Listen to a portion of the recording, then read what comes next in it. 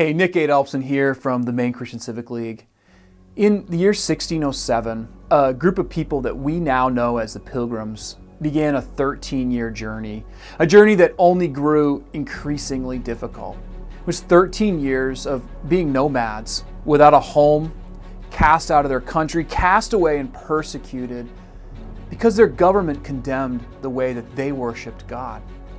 When they finally reached the shores of New England in 1620, in November, on the cusp of winter, they set up a simple system of self-governance.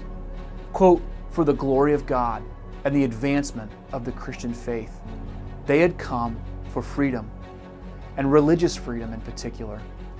But everything they'd suffered before would pale compared to what came next. Winters in New England are hard. Winters when you arrive in November are almost impossible. According to Governor William Bradford, within the first 2 to 3 months, nearly half, around 50 of the 100 people who had stepped ashore were dead.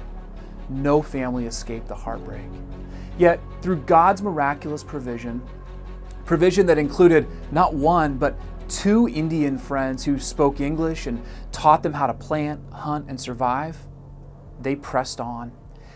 And as that second winter approached, they did something extraordinary. They didn't complain, they didn't freeze up in fear, and they didn't blame God for what they had just experienced. Instead, they proclaimed a feast of thanksgiving. They chose gratitude in the middle of loss. This rhythm of thanksgiving, it didn't stop with the Pilgrims. You can trace it through our whole story as Americans. In 1777, Continental Congress calls the nation to thanksgiving during the Revolution. 1789, George Washington declares a national day of thanksgiving in our first year as a nation under our new Constitution.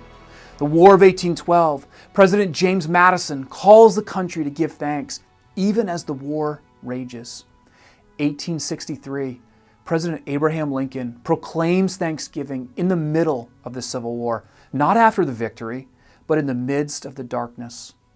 Again and again, in our most difficult moments, America's leaders turned the nation's face toward God to stop, to humble ourselves, and to give thanks. It reminds me of 2 Chronicles chapter 20. Jehoshaphat, king of Judah, is surrounded, outnumbered, and he knows he cannot win the battle in front of him on his own. But he doesn't panic. Instead, he seeks the face of the Lord.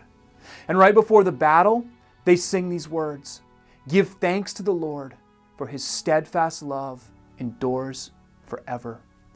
And as they sang, God set an ambush for the enemy. He won the battle. So as we enter Thanksgiving, here's the reminder. Our heritage is built on men and women who loved God more than life and who risked everything for freedom, and who understood something that we often forget.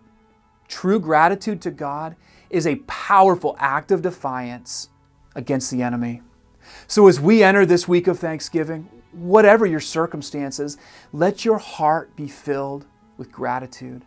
Let's give God the credit for the things that we don't deserve, the blessings that we have that we didn't earn. And let's thank Him through the battles that He's fighting for us. And together, let's proclaim these words. Give thanks to the Lord, for His steadfast love endures forever.